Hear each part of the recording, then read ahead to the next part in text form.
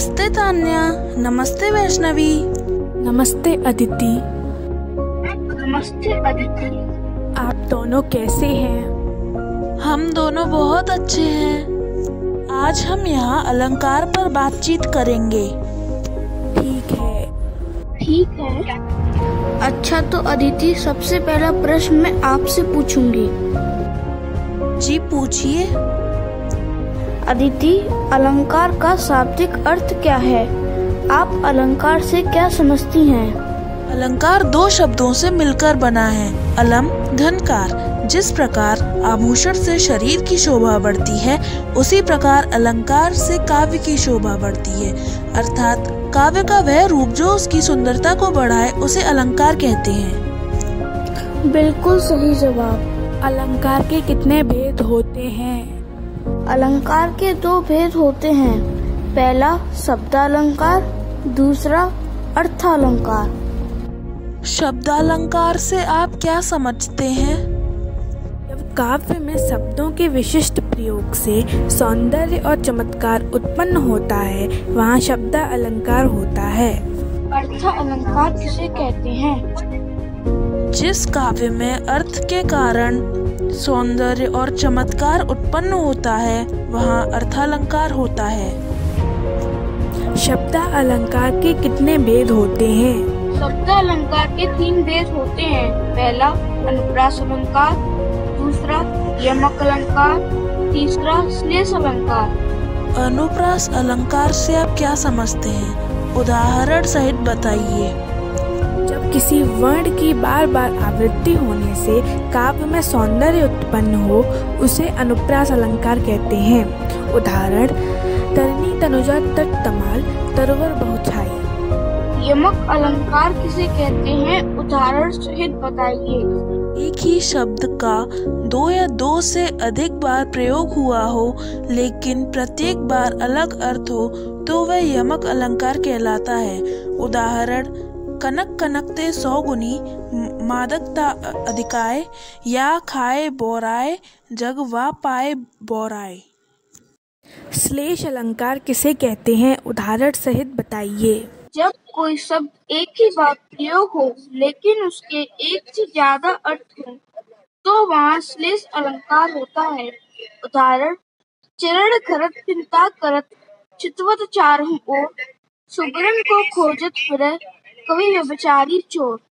अर्थालंकार के कितने भेद होते हैं? अर्था अलंकार के 7 भेद होते हैं।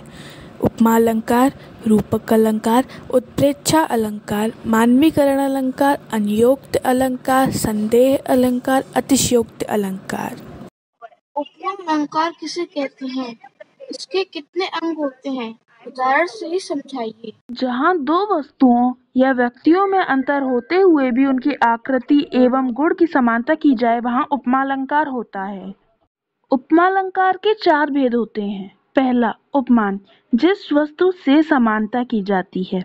दूसरा उपमेय, जिस वस्तु की समानता की जाती है।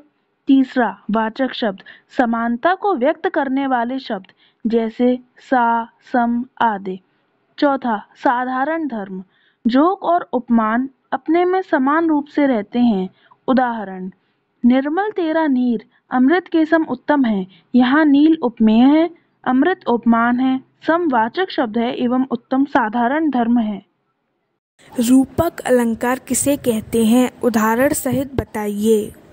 जहाँ उपमेय में उपमान का अभेद रूप से आरोप किया गया हो, वहाँ रूपक अलंकार होता है। उदाहरण चरण कमल बंतो हरिराई। उत्प्रेक्षा अलंकार किसे कहते हैं? उदाहरण सहित समझाइए। जहाँ उपमेय में उपमान की संभावना प्रकट की जाए, वहाँ उत्प्रेक्षा अलंकार होता है। उदाहरण उस काल मारे क्रोध के तनु आपने उनका लगा, मानो हवा के जोर से सोता हुआ सागर जगा। मानवीकरण अलंकार किसे कहते हैं? उदाहरण सहित बताइए। जहाँ जुड़ प्रगति पर मानवीय भावनाओं और क्रियाओं का आरोप हो, वहाँ मानवीकरण अलंकार होता है। उदाहरण बीती विभावरी जागरण, अंबर पनघट में डुबो रही ताश घट उषा नगरी। अन्योक्त अलंकार किसे कहते हैं? उदाहरण सहित बताइए। जब काव्य में किसी अन्य के माध्यम से किसी को कोई बात कही जाती है तो वहाँ अन्योक्तिक अलंकार होता है।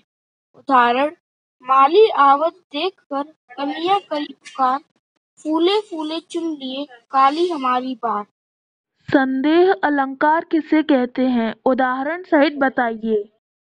काव्य का वर्णन इतना सौंदर्यपूर्ण हो कि किसी वस्तु का निश्चय न हो पाए तो वहाँ संदेह अलंकार होता है। उदाहरण, साड़ी बीच नारी है कि नारी बीच साड़ी है कि साड़ी ही की नारी है कि नारी की ही साड़ी है।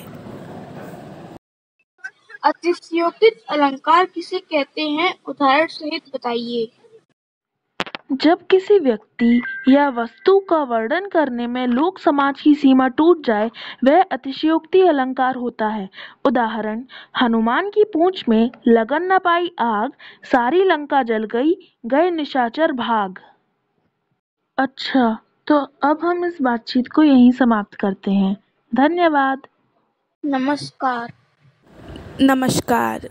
नमस्कार।